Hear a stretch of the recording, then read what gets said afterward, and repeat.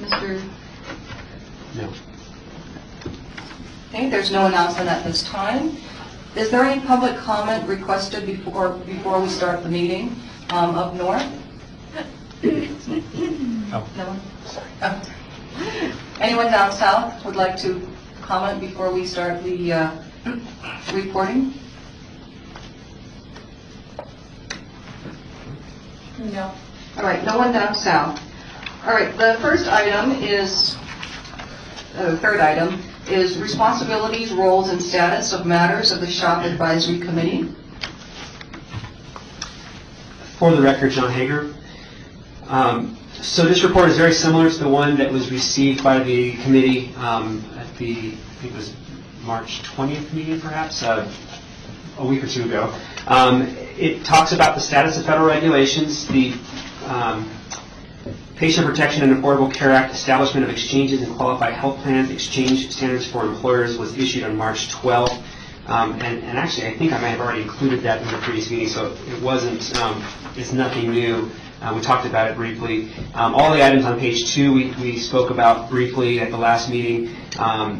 The status of work completed to date, you'll see this table, and again, I think it was a similar table in the past. I think we had a status on there as well. You'll note that the development of the key principles for the SHOP exchange, that's the only item on here for final review.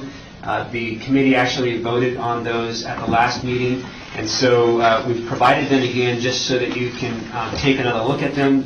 If there is any changes, we would need to take action on that, but if there are no changes, they can go forward to the board as they are because of the previous actions. We also had a review of the types of health plans purchased in the small group market. That was that very large report attached to, I think it was agenda item number 5, the market review. And that, I realized we got that out last night or yesterday evening, but the recommendation for that is to review it for the next committee meeting. So I don't think that recommendation will be difficult to follow, or I hope it's not. Provided the previous SHOP Advisory Committee meeting, we talked about the strategic plan. That was provided to allow you to make sure that your recommendations align with the mission and values of the board. And you also saw the implementation plan wording there. That was provided to the board back in December.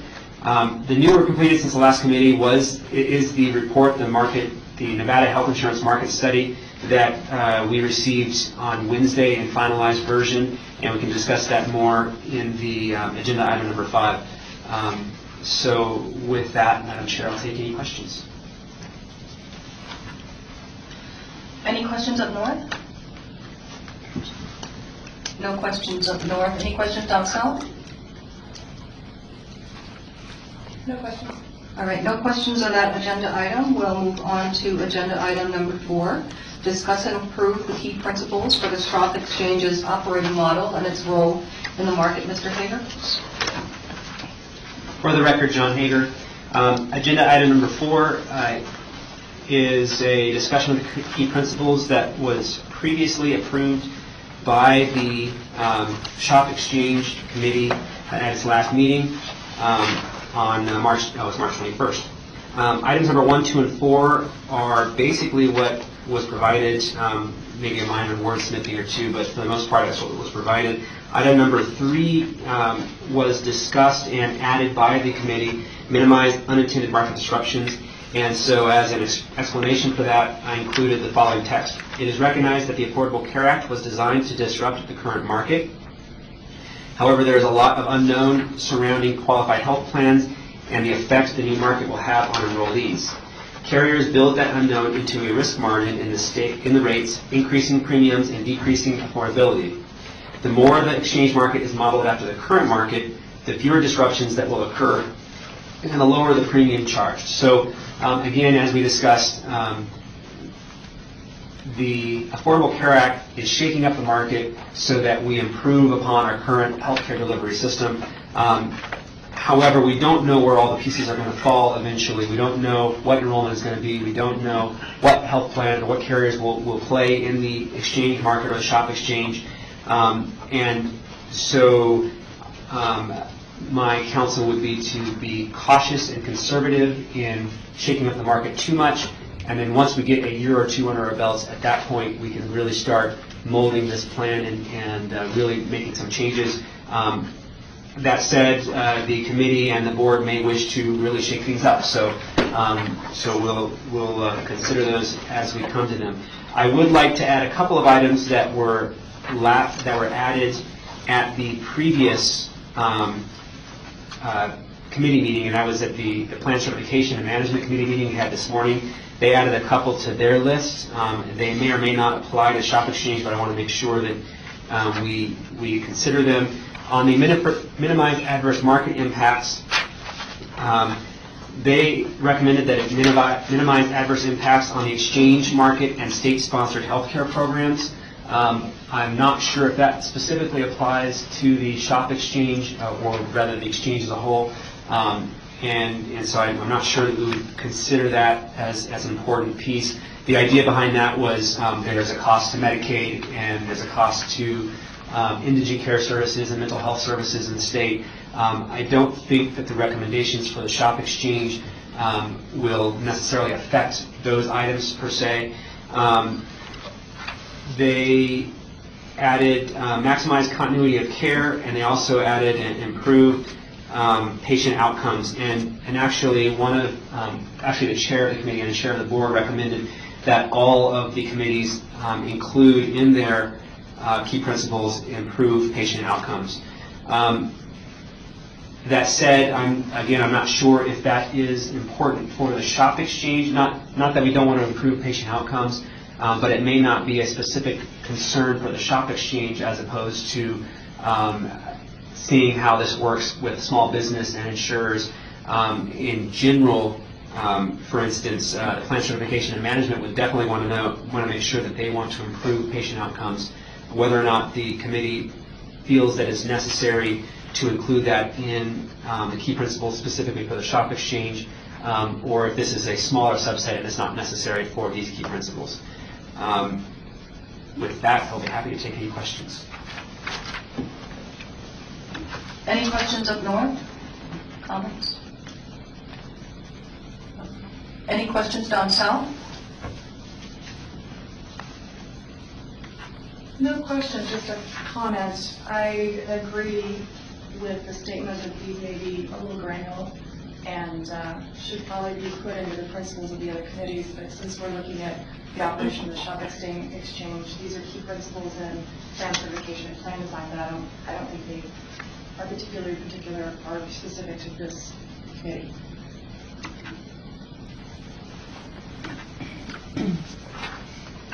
I would tend to agree with you. These are important principles, but for this particular committee, it seems to maybe be a little redundant. And other committees are already covering these ideas.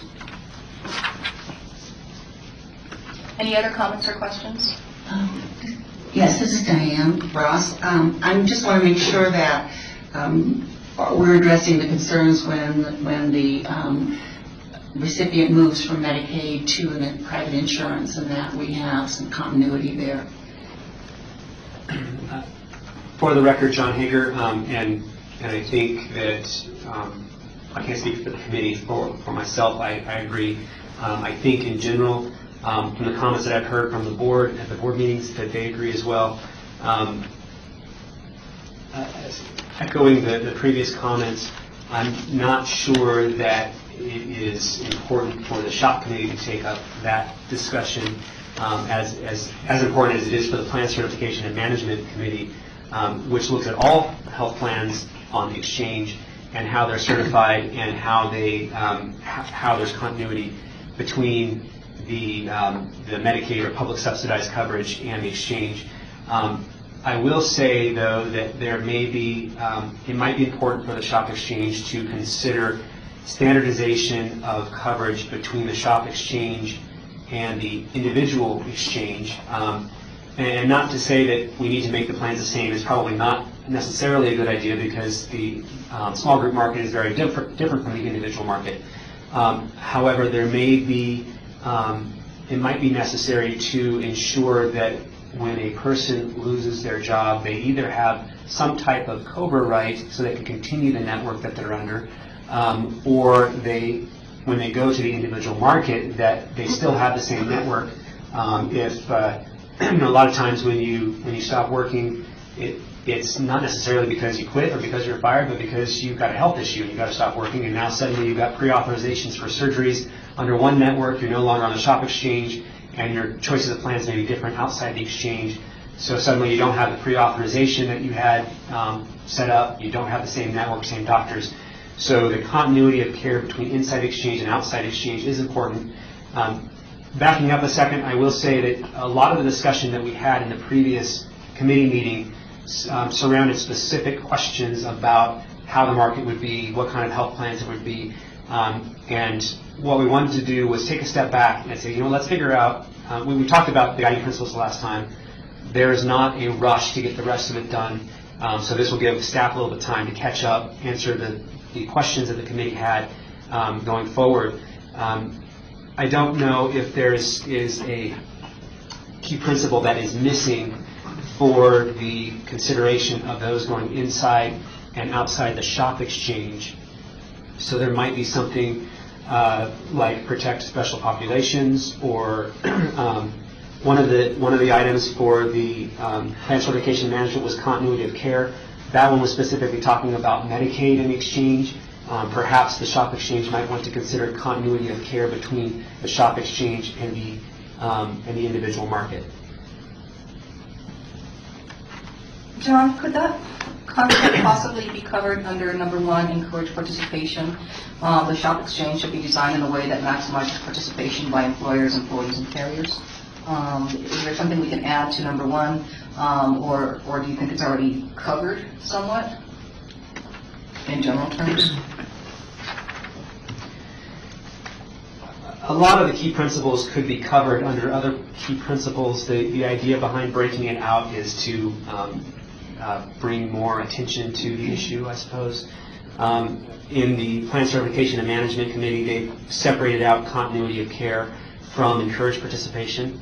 And honestly, this is just coming to me as I'm talking here. So thinking about it, it might make sense to ensure continuity of care, or not necessarily to ensure that we do it, but to consider it in the decisions. And so continuity of care may not mean that we require the same networks inside and outside the shop exchange, but rather we allow for a COBRA plan, which I think is required for plans greater than 20 employees anyways. So that's a consideration that we'll have to take into account later on. But as far as the key principle goes, we might want to consider ensuring that a person that loses their job and suddenly doesn't have coverage on the shop exchange for whatever reason can migrate to the individual market and still have their support system in place. Madam Chair, may I comment? This is Valerie Clark, for the record. There are occasions where a group that has less than 20 employees could access what's called state continuation, or what we call mini COBRA. So that is one option. There's 2 qualifiers for that. That is if the person leaves the job involuntarily, and if they have been covered under the plan that they're on for at least a year. So there are some provisions in place to protect employees who lose their job from having to immediately leave the group health insurance plan that they're currently enjoying. They would qualify at that point for what we call the state continuation plan. So that is one thing. I agree with you, John, that the individual marketplace can be a little bit of a difficult transition, at least under current standards. And I would definitely recommend that we have something in our principles that does facilitate for smooth transition in and out of the small group exchange and the individual exchange. John, do you think it would be appropriate to add a few lines in one of our 4 key principles, or to add a 5th principle, and with staff finessing the language for us in such a way as to make the concept work? I think, for the record, John Hager, I think in this particular case, it probably would make sense to make it a 5th principle. And again, I apologize for not bringing this up even with the chair prior to the meeting. It came to me as I was speaking, but I do think that from the discussion and from the item, we're kind of thinking this through. If you lose your job, you got to go to the individual market. You want to be able to at least have some continuity with your network or with your doctor or with your pre-auths and stuff like that. And again, that might just simply mean that at some point we make sure that the COBRA or continuation of coverage option is available. But I think it's something that we need to keep in the back of our minds during the decision-making process. So it might be a good idea to keep it as a separate. And in this case, if we add an item, then we probably should bring this back forward and do a vote on it today to provide to the board at the next meeting. All right, so we're looking at a vote to add a fifth key principle, ensure continuity of care, with the actual language finessed by staff to reflect the discussion today. All in favor? I'm sorry. Do I have a motion to have a fifth key principle added to our list of key principles? This is Diane Ross, I so move. Second, Valerie Clark. This is Henry Ward, Deputy Attorney General. For the record, why don't we go ahead and state it, and then who the fifth one was. The additional item is to maximize continuity of care. All right, all in favor of adding this fifth key principle? Aye. Say aye. Aye. Aye. Aye. There are no persons voting no, and so the motion passes.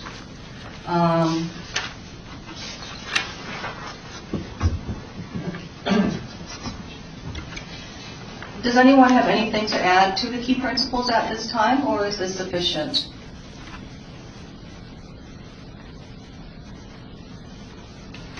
Anyone up north? Nothing up north? Anything down south? Nothing else on.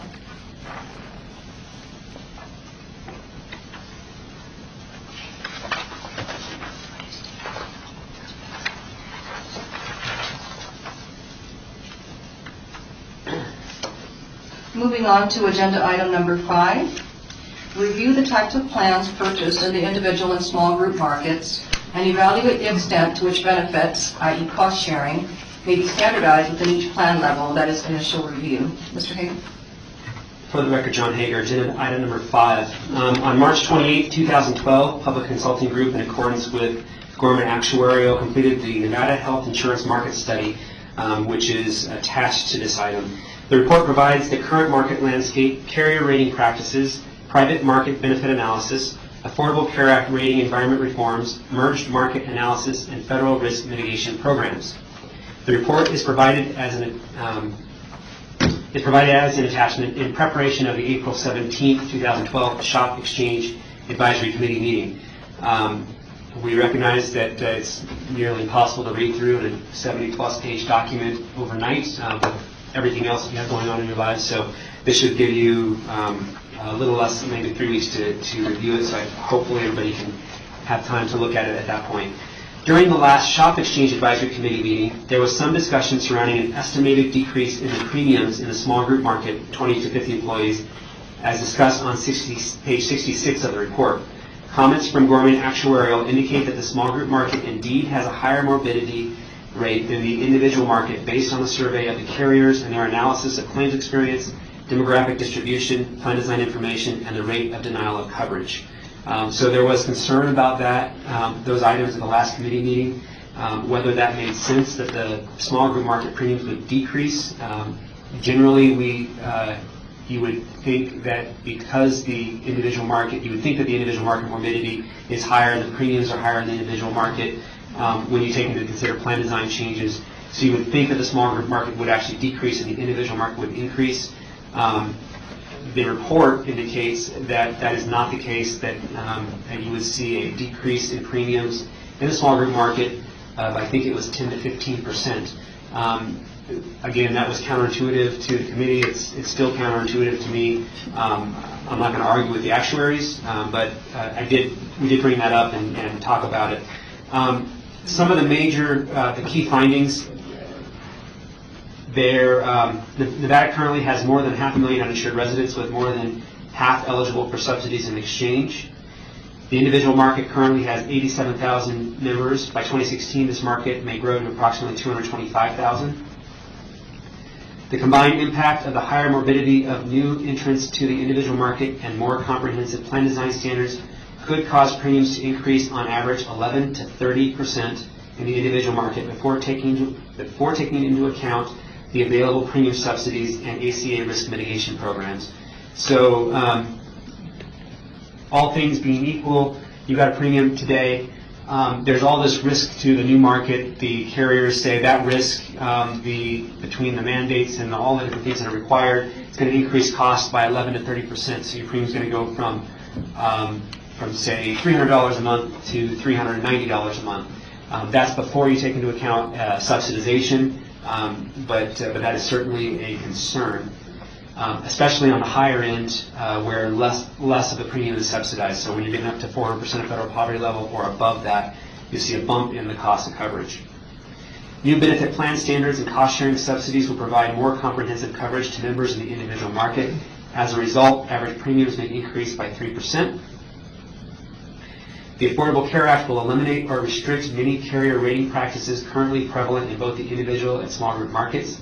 As a result, specific individuals and employer groups may experience premium disruptions.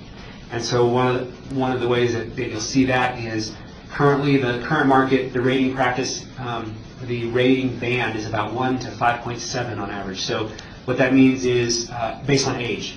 So if you have everything else being equal, if you have an individual that is typically a young, healthy male, while their cost might be $100, if you look at an older individual, say 65 plus, or well, under Medicare, so let's say 64, their premium might be $570. So it's a 1 to a 5.7 age band. Under the Affordable Care Act, that band can only be 1 to 3, which means that if you have a $100 premium, that the most expensive premium based on age would only be $300. If you were to do that, that would increase the cost of the carrier significantly for that more costly population. They would experience losses because they're not covering their costs. So instead of going 100 to 300, you have to raise that lower limit, say to 150, and so the higher limit would be 450, and that would cover your costs. So what that means is a young, healthy male is very likely to experience an increase in rates, all things being equal, and the older population is likely to experience a decrease in rates. The averages that are provided in this report are market-wide, but that will be a significant issue for you're increasing costs actually fairly significantly for young, healthy males especially, and women, but the women have more expensive, their 25 to 40 range is more expensive because of the childbearing issues and stuff like that. So that could certainly be an issue. That is one of the reasons why the Affordable Care Act allows for catastrophic plans for individuals below 30 years of age and lower. And then their last key finding is the individual market will experience premium volatility in 2014. And all I can say to that is, well, duh, right? But it's one of their findings. So in any event, you can go through the report, go through all of the individual items and the assumptions, pick it apart. If you have any problems with the report and any concerns about it, get those concerns back to me. By all means, I can ask our consultants to comment on them if I can't, and we'll take it from there on April 17th. Thank you, Mr. Hager. Do we have any questions or comments up north? I hope this isn't a dumb question, but where is that report located? That report can be found online. It's an attachment to agenda item number 5. Oh, thanks. And it, at one point it said agenda item number 4. When we posted it, we had to repost it with 5, so it might, but the link on our Exchange website says agenda item number 5. So it's when you download it, you'll see the small 2-paragraph report that we have, and then attached to that on the second page, and for the next 70 pages or so is the attachment. Any other questions or comments up north? No questions up north. Any more questions or comments down south? No. There being no questions down south and no vote necessary on this agenda item, we move on to agenda item number 6, discuss, approve, and provide direction regarding statements of fiscal impact for recommendations to the board. For the record, John Hager, as discussed at the previous committee meeting, there's no formal report for this item. It is a standing item on all advisory committee calendars or agendas to ensure that we always consider the cost. I think we're doing a good job of considering the cost when we go through these reports, especially when we talk about cost shifting. It's cost to state programs and make a decision that pushes people to, say, Medicaid. It's cost to individuals, as we discussed, or decreases in cost. It also is items that might save money but cost in the long run. If you take away, and it doesn't really apply to this committee, but if you were to take away a state mandate that could save money right now, it could end up costing, it could say Medicaid or another health and human service, or cost the market in the long run anyway. So again, it's just a standing item to make sure we keep in mind the costs that these decisions create. Do we have any comments on this agenda item? Up north? No. Down south? No comments. All right, moving on to agenda item number 7, discussion of future meeting agendas. Mr. Hager?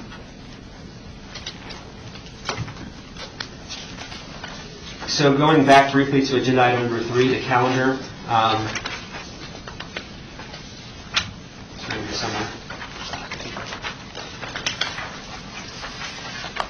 At the next meeting, obviously we'll talk about the types of health plans purchased in the small group market.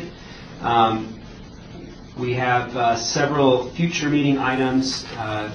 So at the April meeting, we would probably be discussing we evaluate the extent to which benefits or cost sharing may be standardized within each plan level.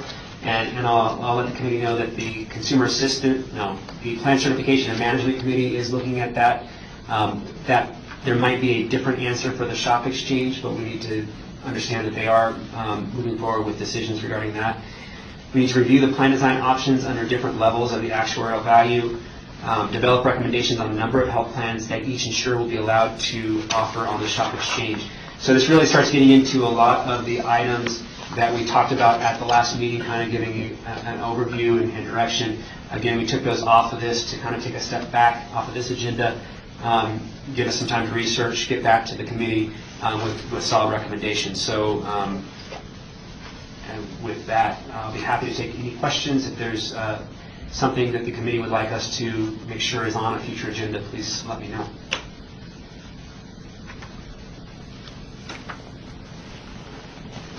Any comments or questions up north? Doesn't appear to be any comments or questions up north. How about down south? None. All right. There being no comments or questions on agenda item number 7, we move on to agenda item number 8, public comment. Are there any members of the public who would like to comment on the items discussed during today's meeting up north? No public comment up north. Is there any public comment requested down south? No, there's not. There being no public comment, this meeting is adjourned. Very quickly. Wow.